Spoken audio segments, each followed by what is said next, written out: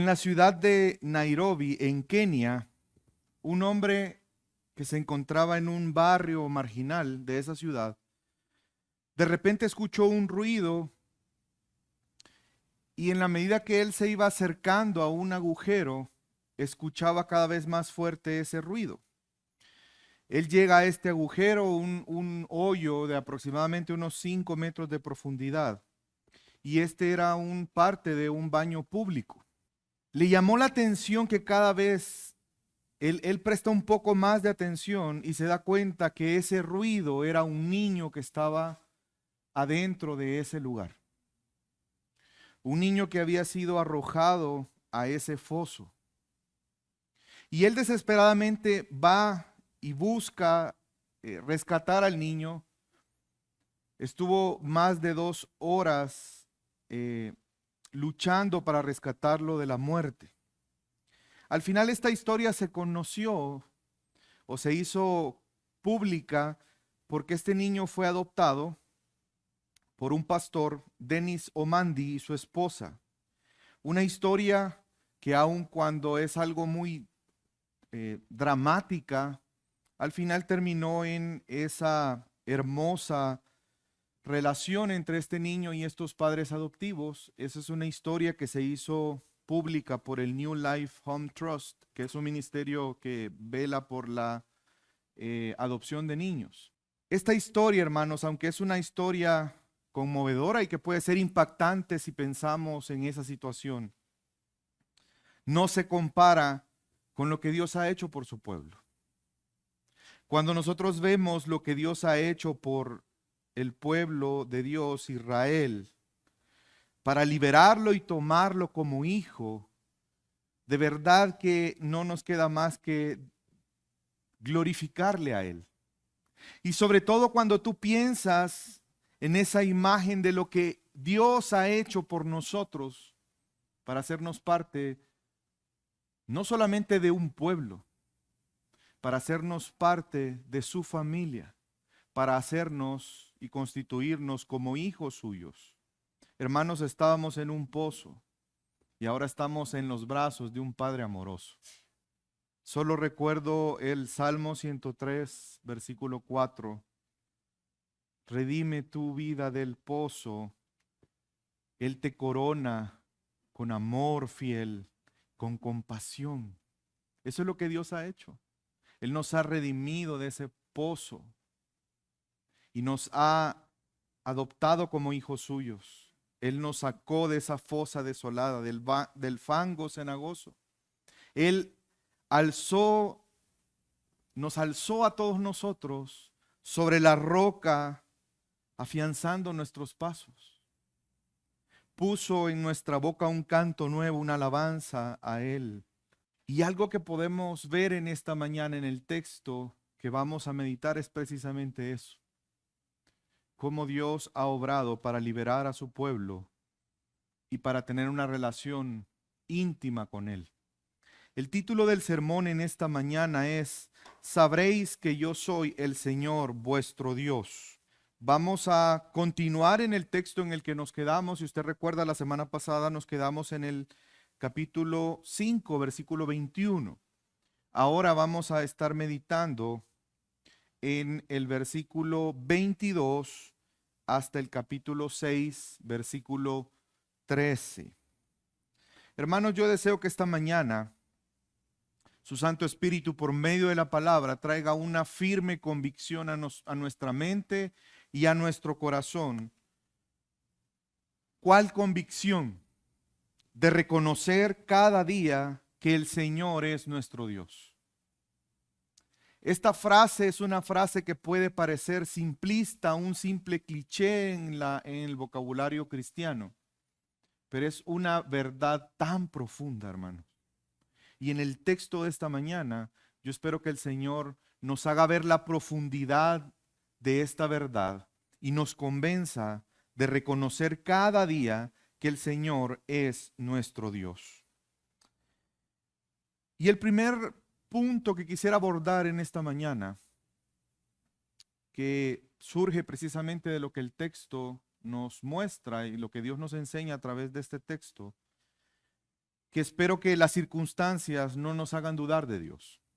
Hermanos, yo espero, no importando qué circunstancias tú estés afrontando hoy, o no sabemos qué circunstancias afrontaremos mañana, pero que no importando las circunstancias, que las circunstancias no te hagan dudar de Dios. Y quiero que me acompañe, le pido que me acompañe en la lectura. Vamos a comenzar leyendo la parte final del capítulo 5. Éxodo 5, 22 y 23. Entonces se volvió Moisés al Señor y dijo: oh Señor, ¿por qué has hecho mal a este pueblo? Si usted recuerda, lo que está pasando es que ya hablaron con Faraón, tanto Moisés, Aarón como el pueblo, y la respuesta de Faraón no solamente fue un rotundo no los dejaré ir, sino que aumentó la carga. Y ante esa circunstancia, entonces Moisés vuelve al Señor y le pregunta: ¿por qué has hecho mal a este pueblo? ¿Por qué me enviaste? Pues desde que vine a Faraón a hablar en tu nombre, él ha hecho mal a este pueblo y tú no has hecho nada por liberar a tu pueblo. Creo que las circunstancias abrumaron un poco a Moisés. Vemos a Moisés apelando al Señor. Y aquí comienza un ministerio que Moisés desarrolla, quizás no, sin él darse cuenta, no lo sé. Y es ese ministerio de la intercesión. Si usted recuerda, en diferentes momentos Moisés va a interceder por el pueblo. Y esta es la primera vez que Moisés comienza a interceder. No sé si de la mejor manera, pero intercede. Y habla con Dios. Es como que le dijera: ¿dónde estás? ¿Dónde estás? ¿Por qué no nos ayudas? ¿Por qué no resuelves? ¿Por qué no haces y que esto termine de una vez? ¿Por qué la obediencia parece que en lugar de mejorar las cosas, las empeora? Moisés empieza a cuestionar aquí implícitamente, hermanos, varias cosas. Moisés está cuestionando la bondad de Dios. En sus palabras podemos ver un tono de reclamo que apunta o que hace parecer que Dios no es bueno. Vemos que es un reclamo que está atacando los propósitos de Dios. ¿Por qué me enviaste? Como que él estuviera diciéndome, como que estás jugando con nosotros, ¿o qué pasa? Y está además no solamente cuestionando la bondad, cuestionando los propósitos, sino cuestionando las acciones de Dios. ¿Se da cuenta cómo termina la frase? Tú no has hecho nada. ¿Verdad que somos tan fáciles para usar absolutos? Tú no has hecho nada. Está cuestionando las acciones de Dios. Y es que, hermanos, cuando enfrentamos situaciones en nuestra vida, podemos tener dos formas de enfrentarlas. Podemos ver que Dios permite los planes pecaminosos de otros y que afecten nuestra vida, y vemos las malas acciones, y muchas veces esas malas acciones generan dolor inevitable en un mundo que parece estar dominado por el pecado y la maldad, y pareciera ser que Dios no está haciendo nada. Esa es una forma de entender situaciones como la que Moisés está viviendo, donde él está siendo obediente y parece ser que la respuesta es, el premio es más angustia. O podemos tener una visión más bíblica y verdadera ante situaciones como estas. Adoptar la perspectiva de ver, aun cuando no comprendemos muchas veces, tratar de ver la sabiduría de Dios. Esa sabiduría que muestra la rectitud y la justicia de Dios, que nos hace ver a un Dios soberano sobre todas las cosas, incluyendo las acciones de los pecadores, aun cuando Él no es el culpable. Porque en las palabras de Moisés pareciera ser como que Dios tiene culpa en esto, pero en realidad Egipto está actuando, como lo hemos aprendido, como alguien que no conoce a Dios. Y vemos entonces que podemos tener estas dos perspectivas. Pero hermanos, no importa la situación que estemos afrontando o que nos afecte, debemos de tener la certeza que nada está exento de los propósitos de Dios. Nada. Y Moisés es un espejo para nosotros. En momentos difíciles podemos tener esta actitud de Moisés. ¿Dónde estás? ¿Por qué no haces nada? ¿Por qué yo tratando de hacer tu voluntad y el premio es sufrimiento? Podemos entender la humanidad de Moisés y ver a ese hombre pecador imperfecto. Y por eso podemos identificarnos con él. Podemos ver a un hombre que necesitaba desesperadamente la misericordia y la gracia de Dios, como tú y yo, cada día de nuestra vida. Si algo bueno hizo Moisés fue, a diferencia de los líderes de Israel, si recuerdan, ante la situación difícil, ¿a quién acudieron los líderes de Israel? A Faraón. Pero Moisés, ¿a quién acudió? A Dios, clamó a Dios. Un gemido sincero ante el Señor. En momentos de dificultad, de duda, clamemos al Señor. Porque si hay alguien que puede resolver, es Él. Si hay alguien en quien podemos encontrar seguridad, es Él. Pero hermanos, hagámoslo en humildad, pero con honestidad. Es que recuerde qué relación quiere tener Dios con su pueblo. Una relación como de un padre a un hijo. Y los que somos padres, no importando la situación que nuestros hijos estén viviendo, queremos que cuando vengan a nosotros nos hablen con sinceridad, sabiendo qué piensan, qué sienten. Hermanos, ir delante del Señor y presentar nuestras frustraciones no es algo pecaminoso, pero no olvidemos quién es Él. Tengamos cuidado al momento de acercarnos a Él. A veces la vida trae profundo desánimo, dolor, problemas, preguntas. Acudamos a Él. Porque en situaciones así, esas situaciones nos desaniman. ¿Tú alguna vez has estado en una situación así? No sé si en este momento quizás estés en una situación así. O seguramente en un futuro enfrentaremos el desánimo por las circunstancias. ¿Cómo combatir ese desánimo? ¿Quisieran saber cómo combatir ese desánimo? ¿Amén? Pues venga el próximo, no es broma. Hermanos, Dios nos da la respuesta en el texto de esta mañana. Porque ante la situación que está enfrentando Moisés, el pueblo, y ante toda la frustración que Moisés tiene y cómo va y cuestiona a Dios, veamos en la respuesta de Dios, podemos nosotros aprender cómo enfrentar esas frustraciones o ese desánimo. Y eso me lleva al segundo punto en esta mañana. El Señor es nuestro Dios, hermanos, y sus obras lo demuestran. No dudemos de Él. No importa lo que pase, no dudes del Señor. Moisés, aun cuando él fue obediente, es cierto, las cosas empeoraron.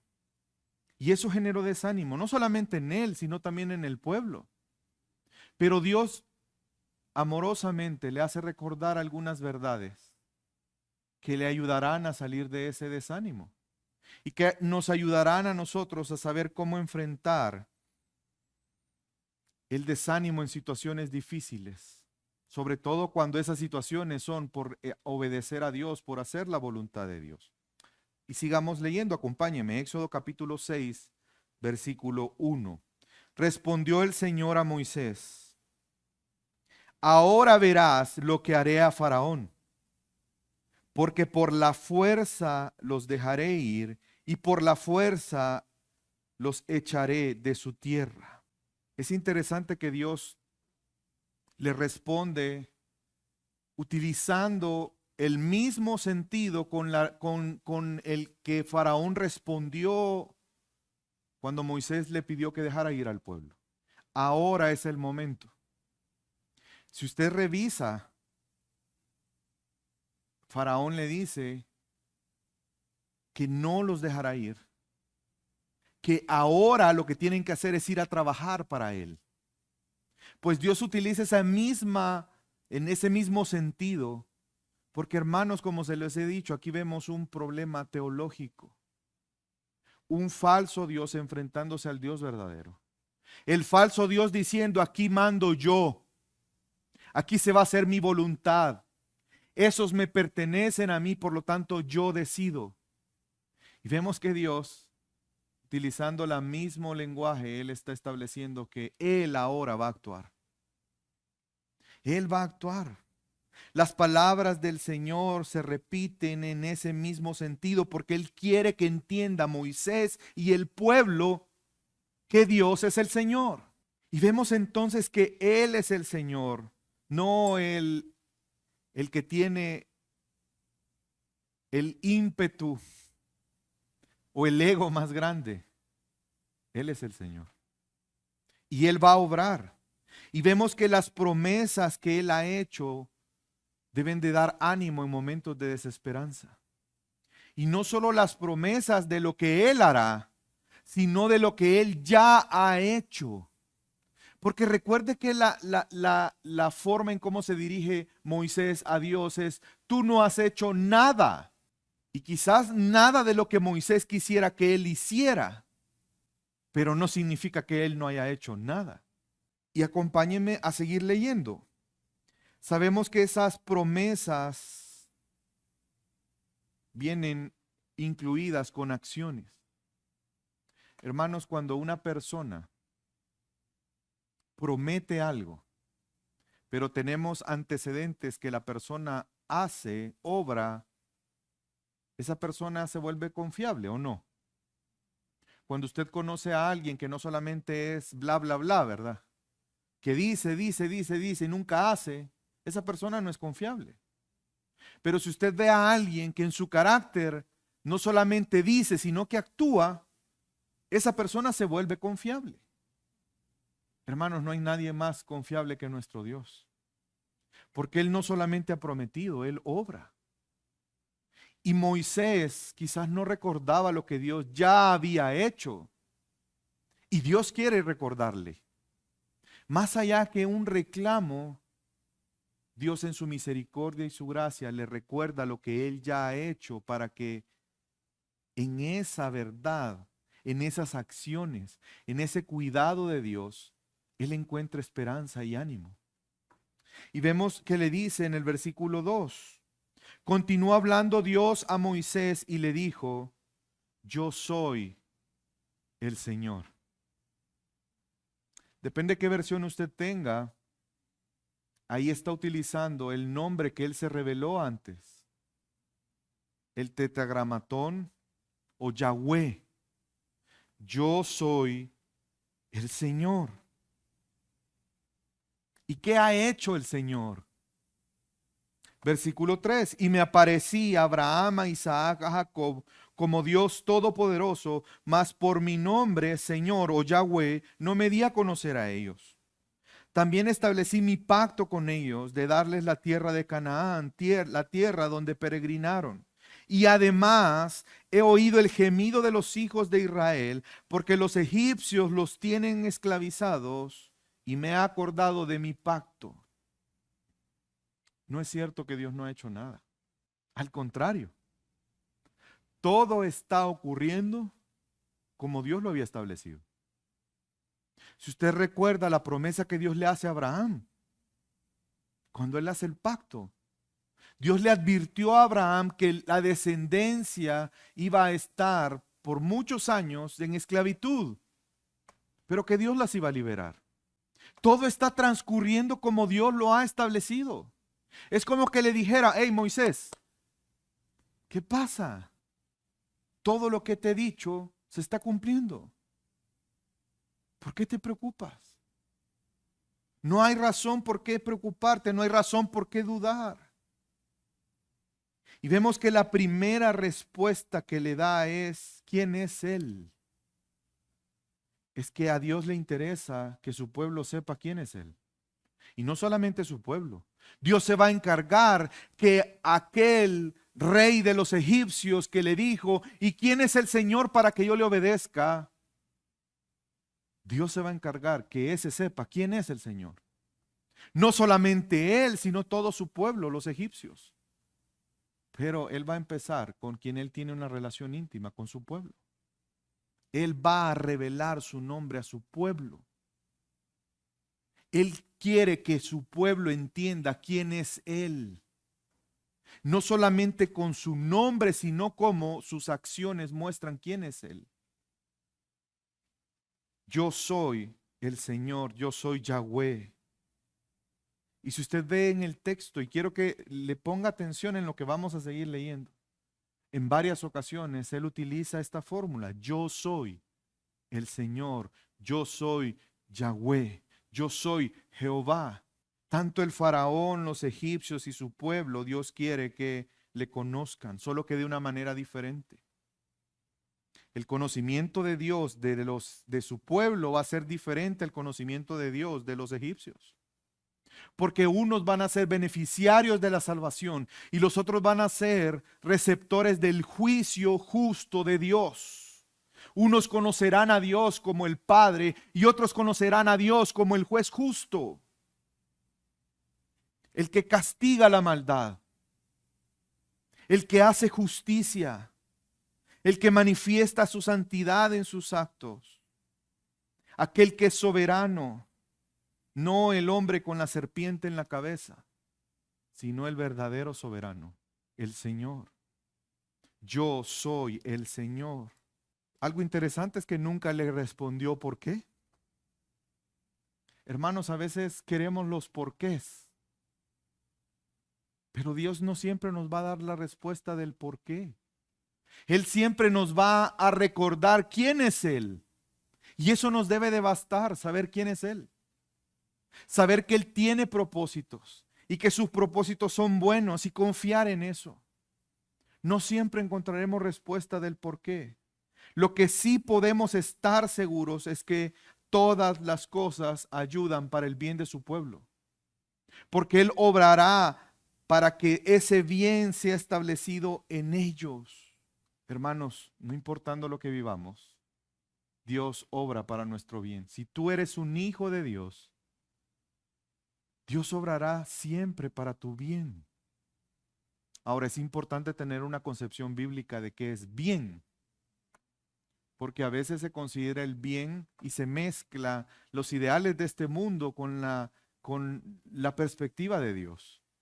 ¿Saben cuál es el bien de Dios? Solo es uno. Solamente es uno. El que seamos conformados a la imagen de Cristo Jesús. Por eso tenemos que saber que vamos a sufrir. Es que, hermanos, Dios nunca prometió a su pueblo que no iba a sufrir. Dios no es el que provoca el sufrimiento es por la consecuencia del pecado, ya sea de otros o de nuestro pecado. Pero lo que Dios sí se ha comprometido es cumplir su pacto, cumplir sus propósitos. Y Él va a utilizar todas las circunstancias, incluyendo la maldad de los malos, para sus propósitos. Dios es soberano. No siempre nos dirá por qué. Pero hermanos, que nos basten saber quién es Él. Para encontrar ánimo, para encontrar consuelo. Y vemos que empieza a decirle lo que Él ya hizo. Él es, yo soy el Señor. ¿Y qué ha hecho? Lo primero que hizo fue, se le apareció a Abraham, a Isaac, a Jacob. Esa es una gran obra. Porque eso fue lo que Dios hizo. Dios escogió a Abraham. En él no había nada sobresaliente. Abraham no escogió a Dios, Dios escogió a Abraham. Y Dios lo llamó. Y es interesante que Dios aquí le dice a Moisés, me aparecía a Abraham, a Isaac y a Jacob como Dios todopoderoso. Si usted va al hebreo, ahí es Shaddai. Dios se reveló a ellos. Se reveló como el Shaddai, como el todopoderoso, como aquel que controla todo, aquel que puede hacer lo que nosotros no podemos hacer, aquel que es suficiente ante la insuficiencia nuestra, ante nuestra incapacidad. Como Abraham conoció a Dios como el Todopoderoso, porque Dios obró poderosamente para hacer lo que él no podía hacer. Él no podía tener una descendencia, pero Dios obró en su poder. Sara no podía. Literal, era imposible para ellos. Pero Él se mostró como el Dios Todopoderoso. Y si usted ve en Génesis, una y otra vez Dios muestra su poder haciendo lo que los hombres no pueden hacer. ¿El hombre podía escapar de la hambruna que había? No. Pero Dios utilizó un medio imperfecto como fue José para hacer algo que ellos no podían hacer, que es escapar de la muerte. Vemos entonces cómo Dios se ha presentado como el Todopoderoso, pero ahora Dios quiere que le conozcan por su nombre. Yahweh, el Señor. Y no solamente eso, sino que vemos que Él se presenta, se ha revelado a su pueblo, pero ahora lo quiere hacer de una manera especial, con el nombre de Dios verdadero y viviente. El nombre de Señor, de Yahweh, indica precisamente el señorío del pacto. Dios como el Señor, aquel que está queriendo mostrarse como el Señor de todas las cosas. Faraón, Él no es el Señor. Solo Dios es el Señor. Solamente Él. Y ese nombre es un nombre distintivo. El nombre del Dios verdadero y viviente. Ese nombre indica el señorío soberano, pero también, hermanos, indica la fidelidad hacia el pacto. Él es el Señor.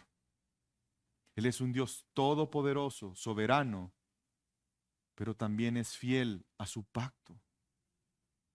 Un nombre personal, que ese nombre no fue revelado a Egipto. Fue revelado a su pueblo porque Él quiere tener una relación personal con su pueblo. Establece su pacto y le recuerda el pacto. Fíjense, Dios le está diciendo, tú decís que yo no hice nada. Pues sí. Y te voy a demostrar, te voy a recordar. Llamé, escogí a mi pueblo, pero también establecí mi pacto con ellos. Y hoy, ¿qué estoy haciendo, Moisés? ¿Acaso no estoy recordando mi pacto? ¿No estoy siendo fiel a mi pacto? Moisés no tenía razones por qué cuestionar a Dios. No tenía razones por qué reclamar a Dios. Porque Dios estaba obrando, Dios había obrado. Hay muestras claras de la voluntad de Dios siendo ejecutada. Pero el gran problema es que no es a la velocidad de Moisés. No es bajo los criterios de Moisés y de su pueblo. No es quizás en las formas que Moisés y el pueblo quería. Pero por eso Dios comienza diciéndole, yo soy el Señor. Es como una forma amorosa de decirle a Moisés, Moisés, tú no vas a venir a mí a decirme qué tengo que hacer, cuándo lo tengo que hacer y en la forma que lo tengo que hacer. Tranquilo, como se dice coloquialmente. Lo vas a hacer porque yo soy tu papá. Y punto. Dios fue más amoroso. Pero en sentido es lo mismo. Hermanos, igual nosotros hoy.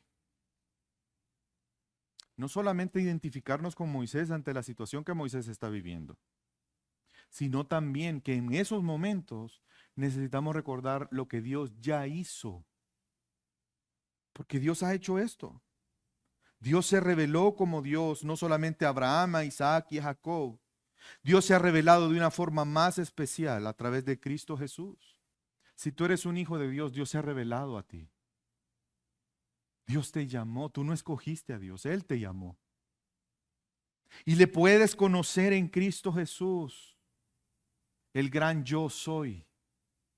¿Saben que Jesús se identificó como el yo soy? De hecho, lo querían apedrear por eso. Él les dice a los fariseos, porque los fariseos le pidieron señales, y Jesús les dice la señal de, ¿cómo se llama el del pez? Jonás. La señal de Jonás haré, hablando de su muerte y su resurrección. Y en ese contexto le dice, antes de Abraham, no les dice yo fui. Antes de Abraham, yo soy. Y los fariseos entendieron. Entendieron que él se estaba presentando como Yahweh. Y lo quisieron apedrear. Porque Dios se ha revelado a nosotros, hermanos. Dios nos ha llamado en Cristo. Y Él estableció un pacto, así como lo hizo con Israel. Ese antiguo pacto, ahora con nosotros, Él se ha revelado a nosotros y ha hecho un nuevo pacto en nosotros en la sangre de Cristo Jesús. Cristo inauguró ese nuevo pacto. Y así como Dios se acordó del pacto y va a liberar al pueblo, nosotros cada día tenemos que recordar, mientras estemos en este mundo, que Dios es fiel a su pacto. Nosotros todavía estamos en Egipto. Nosotros en este momento estamos como el pueblo en ese momento. Ellos no habían salido de Egipto, pero ellos tendrían que dar por hecho que saldrían. ¿Por qué? Porque Dios lo prometió.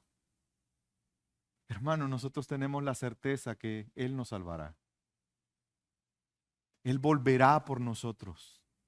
¿Por qué? Porque Él es fiel y Él cumplirá lo que Él ha prometido. En momentos de situaciones difíciles, recuerda esa verdad. Es que, miren, nuestra salvación es lo que en teología se conoce como una de las cosas. El ya, pero todavía no. Tú y yo ya somos salvos, pero todavía no. Yo lo explicaba en un estudio bíblico. ¿Qué es la salvación? ¿De qué nos salva Dios? Nos salva de la ira. ¿Tú ya enfrentaste la ira de Dios? Entonces todavía no has sido salvo. ¿Me doy a entender? Pero tenemos la certeza de nuestra salvación. Porque el día que estemos delante de nuestro Señor, vamos a ser salvos de su ira. Y disfrutaremos de una relación como nuestro Padre con Él desde ya, pero de forma perfecta en ese momento. Por lo tanto, en situaciones difíciles que tú estés viviendo hoy, recuerda lo que Dios ya hizo. Y que eso sirva de ánimo, de esperanza, de confianza, de saber que aquel que prometió lo cumplirá. Y quiero que me acompañe a seguir leyendo lo que Dios le dice. Dios no se queda en decirle lo que Él ya ha hecho, sino que va a empezar a decirle lo que Él va a hacer. Lo que todavía le falta hacer, es decir, lo que le está diciendo a Moisés es, Moisés, es que yo no he terminado. ¿Por qué me estás reclamando si estamos en proceso? Yo no he terminado, pero lo voy a hacer. Y miren lo que le dice, versículo 6, por tanto, di a los hijos de Israel, ¿qué tiene que decirle Moisés? Lo que Dios le acaba de recordar a él. Yo soy el Señor, yo soy Yahweh. Y os sacaré debajo de la carga de los egipcios, y os libraré de su esclavitud, y os redimiré con brazo extendido y con juicios grandes, y os tomaré por pueblo mío, y yo seré vuestro Dios, y sabráis que yo soy el Señor vuestro Dios, que os sacó debajo de la carga de los egipcios. Y os traeré a la tierra que juré a dar a Abraham, a Isaac y a Jacob, y os la daré por heredad. ¿Por qué? Yo soy el Señor. Hermanos, no dudemos. Aun cuando nuestros ojos todavía no lo ven, tenemos la certeza que Él lo hará. Es que ese nombre, yo soy el Señor, tiene un doble aspecto: demostrar quién es Dios en su independencia soberana, en su autosuficiencia, en su eternidad, en su poder. ¿Se recuerdan cuando Él le dice, yo soy el que soy? Pero también cuando Él habla de el señorío, está hablando de fidelidad, de compasión, de estar ahí, de tener una relación. Él es el Señor. Yo soy el Señor. Él va a cumplir su pacto. Él va a cumplir su pacto. No solamente va a ser fiel a ese pacto con su pueblo, sino va a ser fiel a Él mismo en cuanto a su carácter. Él es santo y justo. Él va a traer libertad, pero sin dejar a un lado, no dejando a un lado su justicia, no dejando a un lado su santidad. Él no va a tener por inocente al culpable. Él va a juzgar. Hermanos, la salvación de Dios siempre va, por un lado, la gracia mostrada en la salvación, pero por otro lado, el juicio mostrando su justicia. Piénselo. ¿Qué hizo Dios en Edén? Mostró misericordia, perdón y gracia para Adán y Eva, pero también juicio. Y es lo que Dios está mostrando, su carácter. ¿Quién es Él? Dios quiere que su pueblo le conozca quién es Él. No es válido pensar y que conocemos a Dios y solo nos enfocamos en el amor y la gracia, porque Dios es justicia. Dios es santo. Dios es soberano. Él es el Señor. Dios no ha terminado su obra. Y le dice, os sacaré debajo de la carga de los egipcios, os libraré de la esclavitud y os redimiré con brazo extendido y con juicio grande. Sé que ahorita todavía no están libres. Moisés, no me tenés que decir eso, yo lo sé. Pero los voy a sacar. Los voy a liberar de las cargas de los egipcios, de las consecuencias del pecado de los egipcios. Yo los voy a liberar. Los voy a liberar de ahí, de la esclavitud, pero también los voy a redimir. Y saben que esa frase, brazo extendido, es una frase que entendían perfectamente los egipcios. Porque era una frase que se utilizaba para hablar de el obrar de Faraón. Recuerden que para los egipcios, Faraón era un semidios. Era un representante de Dios en la tierra, un descendiente. Y era común decir que él obraba con brazo fuerte o con brazo extendido. Dios está utilizando ese lenguaje para que entiendan que Él es el Señor, no Faraón. Por lo tanto, la oposición de Faraón pasa a un segundo plano porque Él no es el Señor. Es que me preocupa, Señor, ¿qué va a decir Faraón? Yo soy el Señor. Y eso es lo que Dios le está diciendo. Pero además vemos que ante palabras tan fuertes, le hace ver que lo va a redimir. Y ese concepto de redención ¿saben qué implica? Era una figura que se utilizaba o la idea de alguien que pagaba un precio para salvar normalmente a un familiar. Habían ciertas situaciones donde los parientes cercanos podían redimir a sus parientes pagando por algo. Se recordará de Ruth con Booz. Es ese concepto. Un miembro de la familia que actúa para proteger a la familia. El pariente protector en defensa de el que necesita ser salvado. Recuerden que Dios está hablando como un padre que enviará a su hijo como ese pariente. ¿Para qué? Para pagar un precio y liberarnos. Y es lo que Dios está prometiendo no solamente a Moisés y al pueblo, sino a nosotros hoy. Alguien podría decir, pero es que yo no lo he visto, yo no lo sé, yo no tengo la certeza, dudo. Sobre todo cuando te encuentras con personas de otra religión o los ateos y te dicen, mira, pero los budistas dicen que tienen la verdad, los de Mahoma dicen que tienen la verdad, los judíos dicen que tienen la verdad, vos decís que tenés la verdad. ¿Y quién tiene la verdad? ¿No será que te han engañado? ¿Será cierto? Y tendré la verdad. ¿Y si esto es mentira? ¿Y si estoy bajo un engaño? Hermanos, Dios es el Señor. Y aun cuando nuestros ojos no lo pueden ver, podemos tener la certeza que Él ha obrado. Y llegará un día donde todo ojo le verá y toda rodilla se doblará y toda lengua confesará que Jesús es el Señor. Confiemos en Él. En tu desánimo, recuerda que tienes un Redentor, Cristo Jesús, quien ya pagó el precio. Él es tu pariente protector. Él interviene en nuestra miseria, hermanos. Él ha pagado un precio, el precio más alto que se puede pagar, que no es por oro, ni plata, ni piedras preciosas, ni ninguna cosa corruptible, sino la sangre preciosa del Hijo de Dios. Él es nuestro Redentor. Y por eso podemos encontrar hoy alivio, podemos encontrar esperanza en situaciones desesperantes. Él ha pagado con su propia sangre. Él ha entregado su vida. Él ha sido más que vencedor para que tú y yo podamos tener nuestra libertad. Haré de ustedes mi pueblo, versículo 7. Y yo seré su Dios. Y así sabrán que yo soy el Señor su Dios, que los liberó de la opresión de los egipcios. Hermanos, este versículo, ¿saben qué está diciendo Dios con esto? Está reafirmando la relación que Él quiere tener con su pueblo.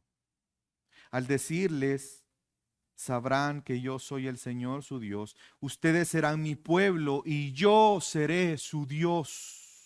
Dios está haciendo que ellos piensen en esa relación de un padre con un hijo. Él está haciendo pensar, no solamente utilizando el término redención que tenía que ver con familia, sino que recordaran lo que Él ya había establecido. ¿Se recuerdan lo que Él dijo? Que tenía que saber Faraón, que tenía que dejar ir a su pueblo, a su hijo unigénito, porque Él quiere tener una relación con nosotros así. Él lo ha decidido así. Y vemos cómo entonces se fortalece esa afirmación para Moisés y para el pueblo. Yo no los he abandonado, no los voy a abandonar, porque yo los he tomado como mis hijos, no por lo que somos, no por lo que le aportamos, sino por su gracia y su misericordia. Vemos una muestra incomparable del amor de Dios. Y sigue utilizando ese concepto de familia, porque ¿cómo termina esta porción que leímos? En el versículo 8, yo os traeré de la tierra que juré a dar a Abraham, a Isaac y a Jacob, y os la daré por heredad. Normalmente, ¿quién es el que hereda? De hecho, ante una sucesión intestamentaria, es decir, donde no hay testamento, ¿quiénes son los llamados a suceder, a recibir los bienes del causante, el difunto? ¿Quiénes son los herederos? Si no se ha designado herederos, si usted se va al Código Civil, ¿saben quiénes son los de la lista? Los familiares, del más cercano al más lejano. ¿Ven cómo Dios está haciéndoles ver que ellos no son cualquier cosa para Él? Son su pueblo. Él quiere ser como un padre. Y termina como inició. ¿Cómo inició en el versículo 2? Yo soy el Señor. Hice esto, esto, esto, y haré esto, esto, esto. Yo soy el Señor. ¿Cuál es la garantía para nosotros? Que Él es el Señor. Confiemos en Él, hermanos. Reconozcamos cada día lo que Él, no solamente lo que Él ha hecho, lo que Él hará, pero que es una certeza para nosotros. Y termina con la respuesta de Moisés. Pero antes de ir a la respuesta de Moisés, yo quiero que tú y yo tengamos la certeza. Alguien podría preguntar, ¿pero esto aplica a nosotros? ¿Sí? Y hay un hermoso texto que nos hace un resumen espectacular de las palabras que Dios le da a Moisés en este texto. Y es la carta de Gálatas, capítulo 4, versículo 3 al 6. Así también nosotros, mientras éramos niños, estábamos sujetos a servidumbre bajo las cosas elementales del mundo. Aquí está haciendo una analogía de ser niños a cuando estábamos en nuestro estado natural. Estábamos ¿en qué estado estábamos? En servidumbre.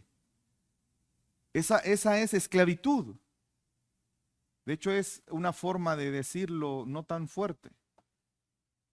Siervo, si usted se va, por ejemplo, al griego, es doulos, que significa esclavo.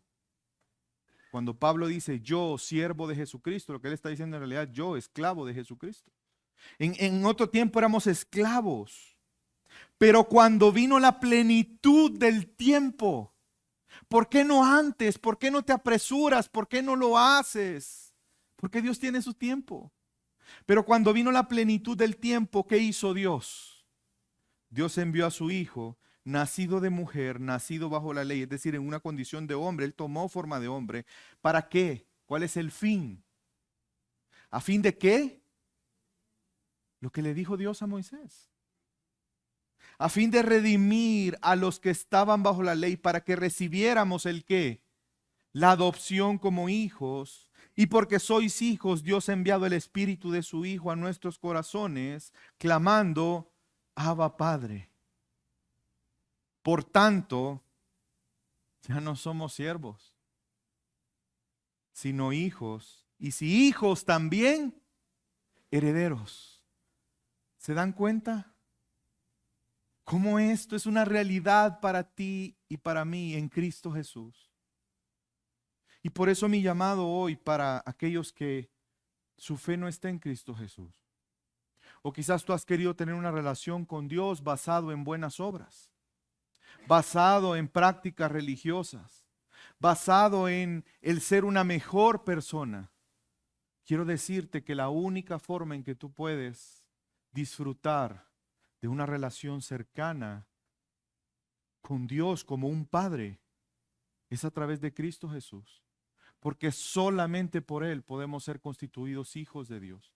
Porque a los que creen en ¿se da cuenta qué importante es el nombre? Se les dio la potestad de ser hechos hijos de Dios. Por eso Dios se presenta con su nombre.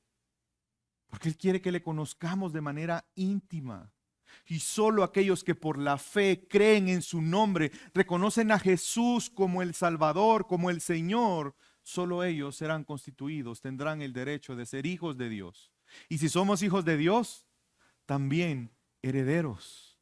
Hermanos, esto nos ayuda a enfrentar las situaciones. Yo quiero que te imagines, y quizás vamos a cerrar este punto de cómo enfrentar ante el desánimo. Hemos visto que Dios nos recuerda quién es Él, pero también nos recuerda lo que Él ya ha hecho y lo que Él hará. Ahora, mi último punto en esta mañana es, hermanos, tú y yo tenemos que vivir reconociendo que el Señor es nuestro Dios a pesar de lo que pase. Cada día de nuestra vida vivamos reconociendo que el Señor es nuestro Dios a pesar de lo que pase. Y quisiera terminar con los últimos versículos del texto de esta mañana. Entonces habló el Señor a Moisés diciendo, ve, habla a Faraón, rey de Egipto, para que deje salir a los hijos de Israel de su tierra. Pero Moisés habló delante del Señor diciendo, he aquí los hijos de Israel no me han escuchado, ¿cómo pues me escuchará Faraón si siendo yo torpe de palabra? Entonces el Señor habló a Moisés y a Aarón. ¿Y qué hizo? Les dio órdenes para los hijos de Israel y para Faraón, rey de Egipto, a fin de sacar a los hijos de Israel de la tierra prometida. ¿Se da cuenta cuánta bondad, cuánta paciencia? Después de hacerle ver, recordar lo que él había hecho y lo que hará, va otra vez el Moisés. Pero ¿y cómo me van a creer? Pero Dios actuó como lo que es, como un señor. ¿Qué hizo? Le dio órdenes. Hermanos, recordemos que Él es el Señor. Recordemos que Él es el Señor, no nosotros. Por lo tanto, Él va a actuar en su soberanía, en su tiempo, en la forma. Y lo que nosotros tenemos que hacer es confiar en Él y someternos a su voluntad. No hay nada mejor para nosotros que eso. No hay un lugar más reconfortante. No hay una mejor esperanza que esa. No hay un mejor alivio ante la queja que es el saber quién es Él, lo que Él ha hecho y lo que Él hará. Como decía John Newton, la forma en que el cristiano puede soportar las pruebas es considerar la doctrina de la glorificación que incluye la herencia. Cuando nosotros recordamos quién es el Señor, lo que Él ha hecho y lo que hará, esa es la mejor forma de enfrentar cualquier situación. Fíjense que Newton ponía un ejemplo y él decía, quiero ponerles el ejemplo de una persona que va a recibir una herencia de millones y va en su carruaje, porque por el tiempo de él, ¿verdad? Y faltando una milla, se detiene su carruaje porque una llanta no funciona. ¿Qué haría usted en lugar de esa persona que está a una milla de recibir una herencia, llegar a un lugar para recibir una herencia de millones de dólares? ¿Qué haría? Se pondría a decir, ay, esta llanta, y hoy cómo hago, y qué barbaridad, y qué. ¿Haría eso? ¿O continuaría hasta la meta? Poniendo la mirada en la meta y yendo ansiosamente a recibir la herencia. Hermanos, esa es la forma en que tenemos que vivir en este mundo. No pongamos la mirada en las cosas de este mundo, porque entonces hallaremos frustración, queja, desánimo. Mejor recordemos quién es el Señor. Recordemos qué es lo que Él ha hecho y qué es lo que Él hará. Por lo tanto, hermanos, el llamado para nosotros hoy es uno solo. ¿Cuál es? Reconoce cada día que Él es el Señor, nuestro Dios. Vamos a orar.